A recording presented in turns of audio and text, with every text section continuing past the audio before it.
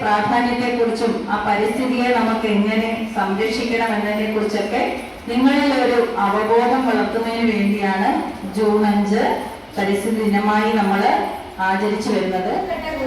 എല്ലാവർക്കും നമസ്കാരം. ഇന്ന് ജൂൺ 5 ലോക പരിസ്ഥിതി ദിനം. എല്ലാ വർഷവും ജൂൺ 5 ലോക പരിസ്ഥിതി ദിനമായി ആചരിക്കുന്നത്.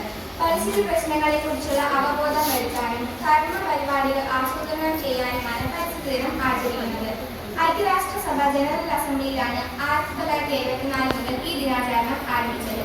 ദിവസേന അന്തരീക്ഷത്തിൽ എത്തിച്ചേരുന്ന carbon dioxide, methane, nitrous oxide, chloro fluoro കാർബണുകൾ എന്നീ വാതകങ്ങളുടെ അളവ് കൂടിക്കൊണ്ടിരിക്കുന്നു.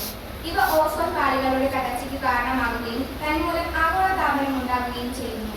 മരങ്ങളും കാടുകളും സംരക്ഷിക്കുക, വനപ്രദേശങ്ങൾ വിസ്തൃതമാക്കാൻ ശ്രമിക്കുക, അതുവഴി ആഗോള പാരിസ്ഥിതിക സന്തുലനവും കാലാവസ്ഥാ സുസ്ഥിരതയും ഉറപ്പാക്കുക എന്നതാണ് പരിസ്ഥിതി ദിനത്തിന്റെ ലക്ഷ്യം. Every year on June 5, the world comes together to celebrate the World Environment Day.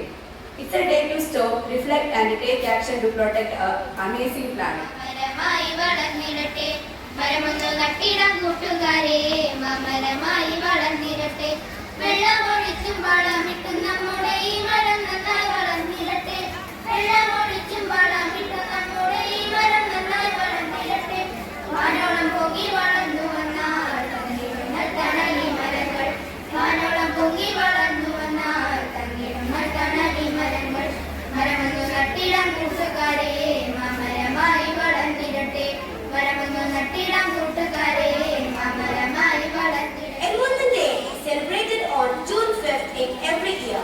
The main aim of this day is to raise awareness among people to protect the environment. Environment plays an important role in healthy living of us. We all are dependent on environment for food, air, water and other needs. Air, water and land pollution are three major forms of environmental pollution. This pollution has adverse impact on humans, plants and animals.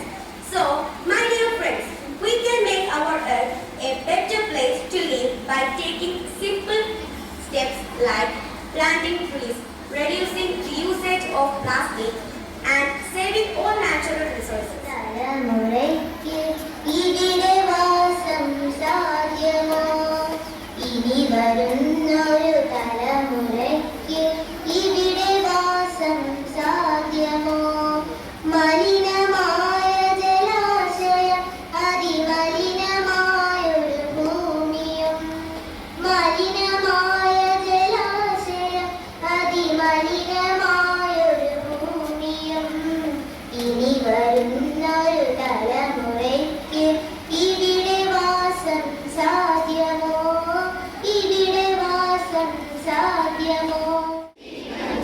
ഗുരുതരമായ പരിസ്ഥിതി പ്രശ്നങ്ങളിലൂടെ